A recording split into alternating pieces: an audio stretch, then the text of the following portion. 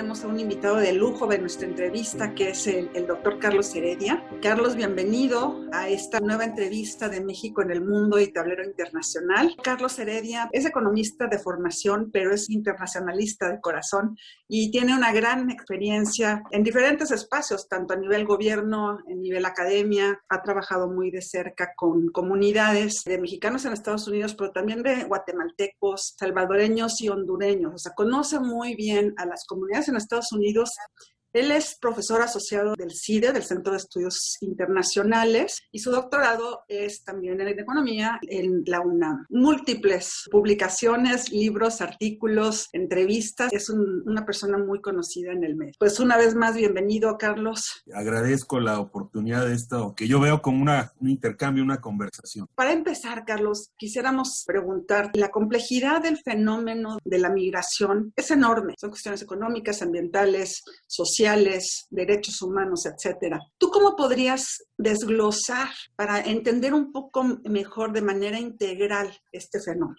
Bueno, Susana, yo lo plantearía en 3 dimensiones. La dimensión histórica, segundo, la dimensión geográfica, tercero, la dimensión demográfica. En la dimensión histórica, la migración es la regla. Los muros y los esfuerzos por contener la migración son la excepción. La humanidad ha migrado desde que nació. Cuando empiezan los estados nacionales, se demarcan límites territoriales y empiezan a decir, bueno, vamos a poner una cerca acá, una barda, un muro, para no dejar que entren otros o que pasen por aquí, etcétera. Pero ese es un capítulo breve de la historia de la humanidad. Es decir, en el ser humano está el migrar. De nuevo, la migración es la norma, los muros son la excepción. En el tema geográfico, la migración está marcada por la vecindad geográfica o por la pertenencia a un mismo círculo político de poder, la pertenencia, la adherencia política también, que sigue hoy presente. Hoy lo que nos encontramos, y ahí paso al tercer punto, el demográfico. Por ejemplo, México y El Salvador, ya tenemos una tasa de crecimiento de la población, pues digamos, en torno al 1% anual. En cambio, Guatemala y Honduras son países que siguen teniendo una muy acelerada tasa de crecimiento demográfico y tienen pues un mayor caudal de personas que migran. Y esto lo refiero también porque Estados Unidos es el foco de la conversación sobre migración, por lo menos de este lado de los océanos. Estados Unidos está viviendo una transición demográfica que quizá ningún otro país ha experimentado de esta manera. Si tomamos una visión de un siglo, de 1970 a 2070, habrá ocurrido un tsunami demográfico que quizá no tiene paralelo. La población de origen latino e hispano en Estados Unidos podría llegar a 1/3 de la población. Entonces, esto nos da un cuadro histórico, geográfico, demográfico, para poner en contexto la migración que ha ocurrido en años recientes. Y como bien lo mencionas, geográfica y demográfica, hay circunstancias que obligan también a migrar, ¿no? O sea, es cambio climático, la falta de agua en los lugares, la devastación de la tierra, cuestiones económicas de pobreza, cuestiones sociales de violencia. Pues esto es muy complejo y por supuesto que se suma a lo que tú bien acabas de mencionar. Efectivamente, los especialistas, digamos, hablan de factores de expulsión y factores de atracción. Entre los de expulsión está el hecho de que una persona no pueda ganarse la vida dignamente en su país, en su comunidad de origen, el deterioro ambiental, desastres naturales, provocan tragedias que no son tan naturales, por lo tanto las tierras dejan de ser cultivables, son inundables, provocan el éxodo. También otro factor de expulsión es la violencia sistémica. En nuestra región están varias de las ciudades, de los estados, de las regiones más violentos del mundo. Y me refiero a todo tipo de violencias, desde la violencia que significa que una mujer o una niña puedan ir por la calle sin temor, hasta la violencia de las maras, la violencia de las guardias blancas, los ejércitos privados, la violencia ejercida por los propios gobiernos. Y hay factores de atracción, el hecho de que históricamente, pues la migración mexicana que inició en Guanajuato, Michoacán, Zacatecas, Jalisco hace 100 años, ahora se ha extendido a las 32 entidades, Y la migración centroamericana, que empezó hace 50 años, en los años 70, se ha acelerado incluso más que la mexicana. Cuesta trabajo digerir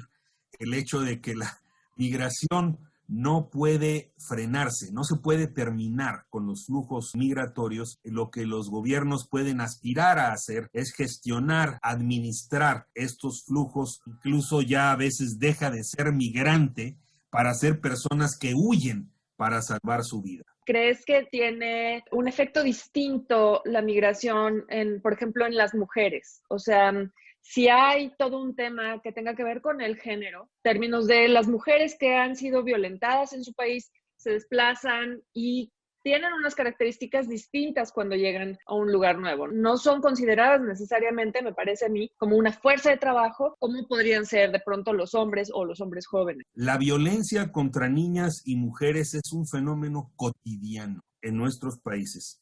Entonces, en algún momento, por ejemplo, en Estados Unidos, en la legislación incluyeron la violencia familiar como un factor para entender la expulsión de mujeres que están huyendo del marido o de algún otro pariente que las golpea, las violenta, las humilla. Y después Trump removió esa causal. Hoy la violencia familiar no es una razón para justificar, por ejemplo, la condición de refugiado. No sé si Biden vaya a restablecer esta disposición, pero en todo caso, atendiendo a las condiciones del mercado de trabajo, como la migración histórica, para poner en el contexto inmediato de los vecinos, empecemos desde los años 70 hasta muy recientemente, fue fundamentalmente de hombres solos y de flujos de ida y vuelta, tuvo circularidad.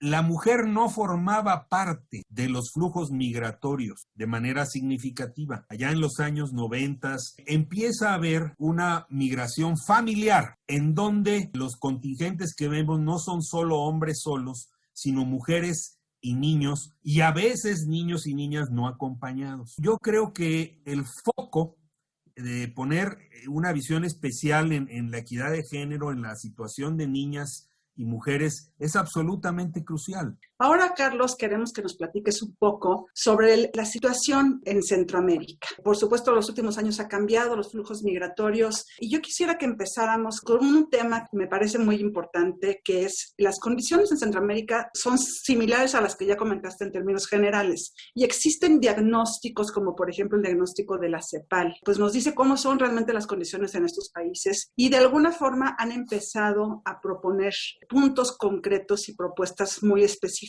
¿Tú conoces algún otro tipo de diagnóstico y cómo manejarías, a partir de la gravedad del asunto, algunas soluciones? Las condiciones económicas, sociales, políticas en Centroamérica son absolutamente críticas. Primero porque los gobiernos de la región distan mucho de atender el interés público, son más bien agentes que han secuestrado al Estado y el gobierno para el beneficio de un pequeño puñado de personas. La migración es muy buen negocio, entonces ellos prefieren, los gobiernos, las élites económicas, decir, pues que se vaya la gente, que se vaya a Estados Unidos y que envíe muchas remesas, porque yo las voy a reciclar a través de mi banco, a través de mi centro comercial, a través de mi supermercado, televisión, radio, medios de comunicación. Quienes detentan el poder en Centroamérica no quieren detener los flujos, al contrario, quieren montarse en los flujos,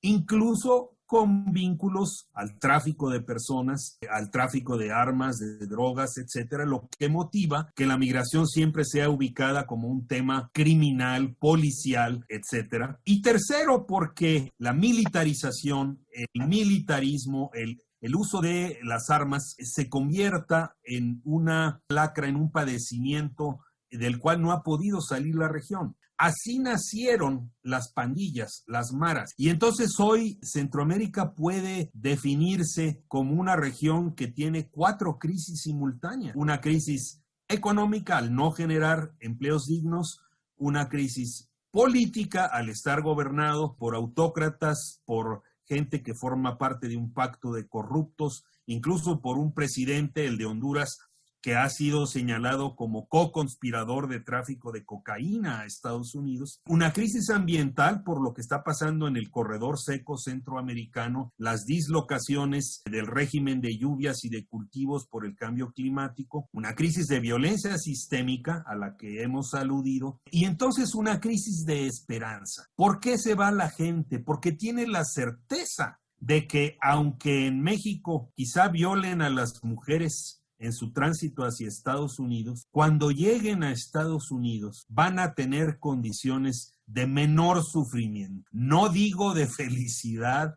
de prosperidad, pero van a salir del infierno para llegar al purgatorio.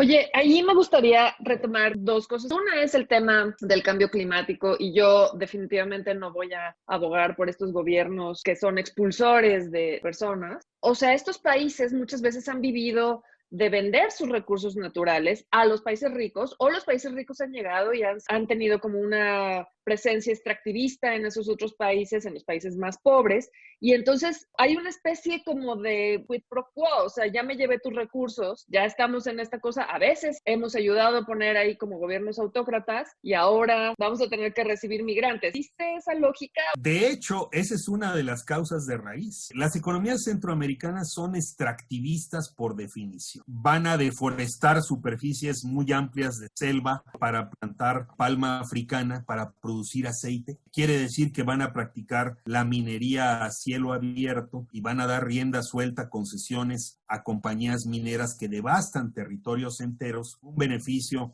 a la población local. Y el extractivismo también es la exportación de personas como mercancía. El mejor negocio en Centroamérica es exportar pobres para que envíen remesas a sus comunidades de origen. Biden quiere cooperar para el desarrollo en Centroamérica, una economía fuerte, una economía en desarrollo, que tengan en su lugar la posibilidad de quedarse. Y tú bien mencionas en varios foros, con todos estos gobiernos pues no se puede construir nada, pero sin embargo hay muchos otros actores que sí, y tú los conoces de fondo, la iglesia, los jesuitas, fundaciones determinadas. ¿Cómo se puede proceder? Porque yo creo que se tiene que reconstruir desde lo más básico. Es la infraestructura, en este momento de pandemia, pues todo el tema de las vacunas.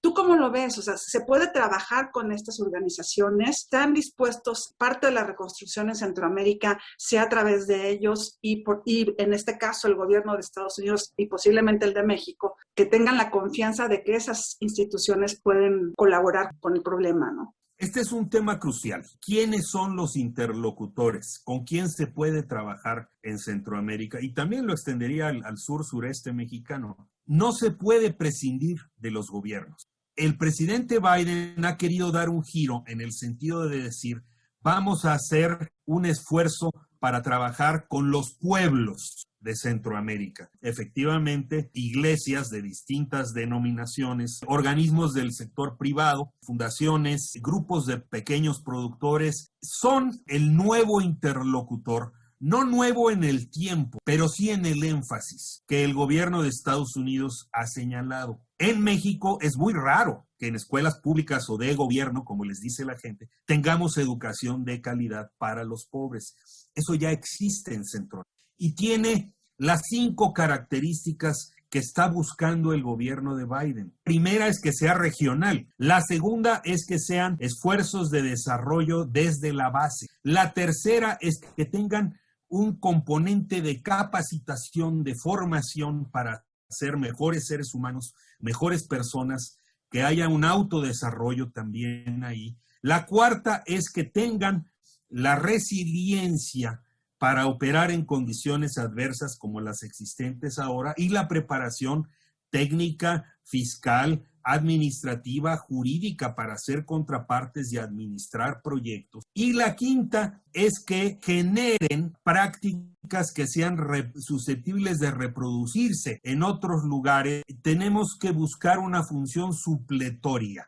Los gobiernos no nos responden. Yo creo que la ecuación podrá resolverse cuando se encuentren mecanismos en donde no necesariamente estos esfuerzos se den en contraposición a la vinculación con los gobiernos, que es indispensable, que se den de una manera que corte de raíz con las prácticas viciadas que ha habido en la ayuda externa durante muchos años, por las cuales el dinero queda entre las élites locales o se atora miles de vericuetos burocráticos de las propias agencias estadounidenses, que al final nos encontramos que el dinero fue a dar a contratistas estadounidenses y no llegó y no permeó entre quienes más lo necesitan. La pandemia, los huracanes, el cambio climático están señalando la urgencia de un cambio de paradigma que sea sustentable y sostenible. Hay xenofobia en todos los países de tránsito y desde luego en los países destino finales. ¿Nos puedes hablar un poco de eso? ¿Cómo lo ves? ¿Qué crees que es lo que pasa? A lo largo de la historia, pues distintas personas han tenido miedo del otro. Han tenido miedo del diferente, del que tiene el color de la piel distinto, del que habla otro idioma, del que viene de otras latitudes, que tiene otras costumbres, etc. Hay también que incorporar este factor. Amplios segmentos de la población que dicen, mi país ya no es como era cuando yo crecí. Es el mensaje de la xenofobia y del discurso de odio generalmente se produce por temor. En la repetición de lugares comunes se asocia al migrante con la delincuencia, con el contagio de enfermedades. La migración es un tema de nuevo criminal y policial. Esto nace también del desconocimiento y de la ignorancia. Y entonces dice, los mexicanos, los centroamericanos traen el crimen, el contagio. Eso no es cierto. El migrante que no tiene papeles, por definición, trata de permanecer invisible, no hace ruido. Y entonces a partir de junio de 2019 se acrecentó muchísimo la xenofobia adentro de México. El presidente encontró la coartada para decir, pues vamos a aventarles la Guardia Nacional, porque muchos mexicanos están pidiendo que contengamos a los centroamericanos en un país donde nos hemos preciado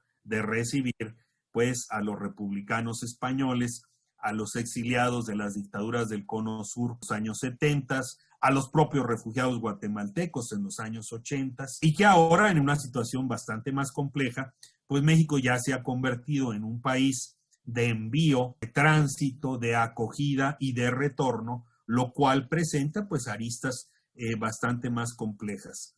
El CONAPRED, el Consejo Nacional para Prevenir la Discriminación, ha hecho trabajos espléndidos. Vamos a hablar ahora de lo que sucede en la relación bilateral México-Estados Unidos. Carlos, en este momento hay un cambio, no hay ningún cambio de lo que dejó como políticas Trump, de lo que quiere hacer Biden en la relación con México, en su frontera. La situación en la frontera norte de México y la frontera sur de México son muy distintas. ¿Cómo ves la situación en este momento?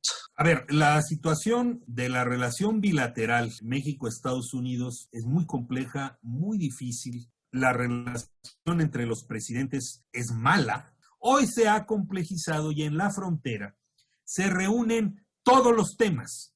El tema de seguridad, el de narcotráfico, el de cambio climático y recursos compartidos, el tema migratorio, por supuesto, y el tema de cogestión de la propia frontera. ¿Qué se transformó entre Trump y Biden? El discurso. Las prácticas migratorias son muy inerciales, es decir, lo que viene establecido en los 4 años anteriores de Trump, hoy continúa de manera inercial. Poco a poco van cambiando las personas, distintas agencias, y entonces sí vendrá, y está en gestación, un cambio importante, que es cómo leen, interpretan y hacen cumplir la ley, que es el que está en el plan Biden, enfocado a 2 objetivos fundamentales. 1, regularizar a los 11 millones de indocumentados, de los cuales la mitad son mexicanos, que ya están en territorio estadounidense y que estaban antes del 1 de enero de 2021. Y 2, atacar las causas de raíz del éxodo, fundamentalmente en Centroamérica, porque de los flujos que llegan hoy a atravesar México y a entrar a Estados Unidos, pues la gran mayoría son procedentes de Centroamérica. Biden sabe que necesita pasar su reforma migratoria antes de los primeros 2 años, porque tiene mayorías muy precarias en el Senado. Está empatado 50 republicanos, 40 demócratas y 2 independientes que votan con los demócratas, que necesitan el voto de desempate de la vicepresidenta Kamala Harris, que funge como presidenta del Senado. Por lo tanto, la ventana de oportunidad es muy breve. No da para curvas de aprendizaje. Hoy no tenemos una crisis migratoria. Eso lo han creado los republicanos. Una especie de creación mediática de decir, oye, está siendo asaltado Estados Unidos, está en peligro la seguridad nacional. Eso es totalmente falso. Pero sí tenemos flujos crecientes de manera estacional y sí tenemos una crisis humanitaria severa. El plan de Biden necesita de la cooperación mexicana para poder establecer reglas regionales de flujos y para poder culminar su intento de regularizar a los que ya están adentro. Carlos, dime una cosa, ¿tú qué le propondrías a Biden para coordinar la migración mexicana, pero también para ordenar la centroamericana? ¿Cuáles serían tus propuestas para él? Que establezca una visión de futuro, que el diálogo, las disposiciones se centren en resolver eso, en los que ya están adentro. Me parece que eso no va a cambiar. Tiene razón Biden en decir, empiezo por los que ya están adentro y hasta ahora lo acoto, lo limito. Vamos a ver qué condiciones tienen los que están adentro. Durante la pandemia se designó a trabajadores agrícolas mexicanos como trabajadores esenciales. Esos trabajadores necesitan atención a la salud, derechos laborales, etcétera. Segunda cosa que yo recomendaría, tomar en serio esto de incluir a las sociedades, a la sociedad civil, a las iglesias como interlocutores. Creo que debe de incorporar a actores estadounidenses que ya están involucrados de múltiples maneras para que sea un esfuerzo conjunto también de la sociedad estadounidense. Nos tendríamos que mover del enfoque criminalizador de la migración a un enfoque más integral que incluya, por supuesto, la movilidad laboral y que incluya también la circularidad. Esa es una pregunta a la que quiero llegar. Justamente eso te iba a preguntar. Ya va a haber gente que no se va a devolver, no va a pasar a Estados Unidos y no se va a devolver a Honduras. ¿Qué está pasando ahorita y qué es lo que va a pasar? Ya tienes ahí una propuesta, habría que crear un programa, pero ¿qué es lo que está pasando realmente? Lo que está pasando es que la gente desencantada, que ya la deportaron muchas veces o que ya no tiene dinero para pagarle el coyote al pollero, pues me voy a quedar en México, en el purgatorio. Pues hay asentamientos numerosos en las dos fronteras. La gente, la mayor parte, está a la deriva, está en una situación muy vulnerable respecto de lo que hace el crimen organizado de reclutar sicarios entre las filas de los migrantes. Y está el hecho de que México no tiene una política migratoria entre las filas de los migrantes. El enfoque de corresponsabilidad es crucial. No podemos enfocar la migración con el hecho de decir, nos robaron territorio, entonces yo tengo derecho a que me admita a Estados Unidos. No tienes ese derecho. Igual los centroamericanos no tienen derecho a entrar a México sin papeles. Tiene que ser un esfuerzo regional, donde entre Canadá, Estados Unidos, México, Centroamérica, los países del Caribe, Naciones Unidas. Yo quiero tocar un punto que me parece que es fundamental y que tiene que ver con lo que habíamos hablado al principio, que es los derechos humanos, pensando en que México usa la Guardia Nacional para contener el flujo migratorio. ¿Tú crees que la Guardia Nacional ha tenido un efecto a lo mejor, por un lado mediático, como en el imaginario colectivo, como si eso fuera algo que realmente impidiera que hubiera un flujo incontrolado? Y por el otro lado, un efecto concreto con las personas. O sea, no estoy segura de que estén capacitados para tratar con los migrantes. Está completamente desproporcionado, desubicado el tema. Los militares, porque la Guardia Nacional es fundamentalmente un cuerpo integrado por militares, no están entrenados para ello y no tienen facultades para detener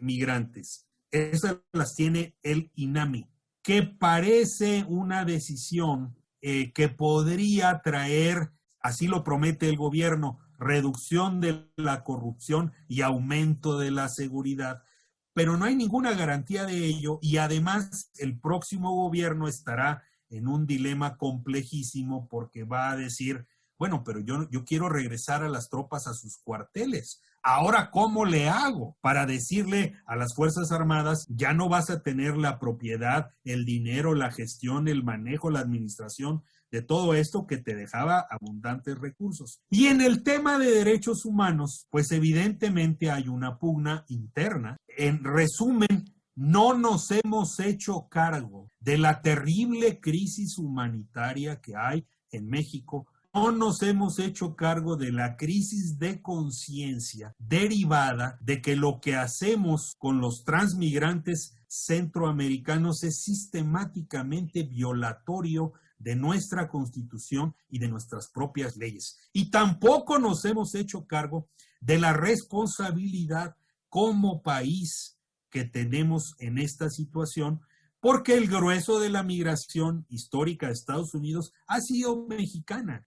Muchísimas gracias, Carlos. Podríamos seguir hablando aquí porque este tema es fascinante y podríamos seguir realmente por muchas más horas porque hay muchas aristas que ya no pudimos seguir tocando, pero bueno, te agradecemos enormemente tu participación en esta entrevista de México en el Mundo y Tablero Internacional. Gracias por estar con nosotros. Soy yo quien agradece a este país la oportunidad de dialogar.